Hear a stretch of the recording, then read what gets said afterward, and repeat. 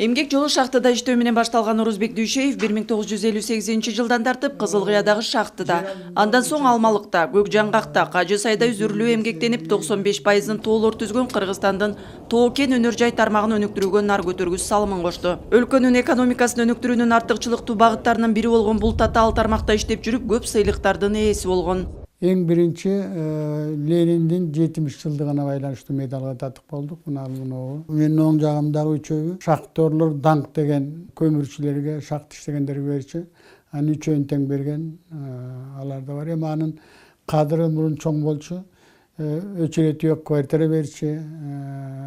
Дагы башка курорт, тияк-бияктарга өлкөдө көп эле да. Дасыккан тажрыйбалуу адис болуу үчүн элге ак кызмат кылуу керек. Мээнет кылып таза иштегенде гана ийгиликтер болоорун айтат. Эл менен иштеш керек да. Өзүңдү өстүрүшүң керек, элди да өстүрүш керек. Мына ошондо адам алдыга жылат.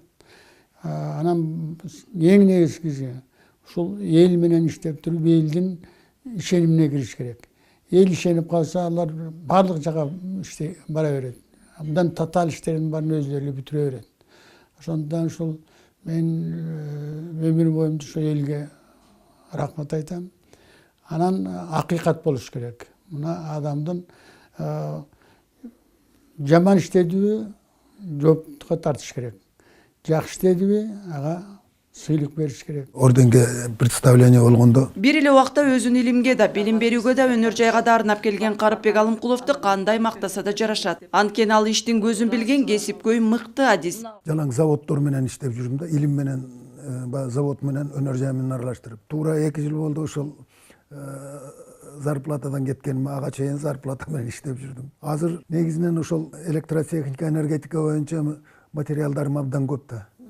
Ошолорду китеп кылып жазып чыгарып атам да. Энергетика тармагынын көйгөйлөрү аз болуп, ар дайым өнүгүү жолунда болсо экен деп азыр да тынчсызданат.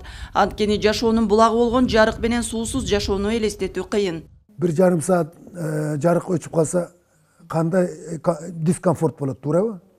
Үйдүн ичинде азыр холодильниги жок, үй жок. Үйгө керектүү жабдуулардын иштете турган электр моторлорун, ошолорду кандай долбоорлош керек, ошолорду кандай чыгарыш керек, алардын технологиясы кандай болуш керек. Только ошо электричество боюнча китеп чыкты да. Топтогон тажрыйбасын, билимин 35 жыл жаштарга үйрөтүп, азыркы Исхак Разаков атындагы Кыргыз техникалык жогорку окуу жайында окутуучу болуп эмгектенди. Энергетиканын тарифи боюнча көп жыл эл аралык долбоорлордо да иштеген. Энергетикага, электротехникага арналган 40тан ашуун китептин жана сөздүктөрдүн автору болгон Карыпбек Алымкулов азырда китеп жазуу менен алек.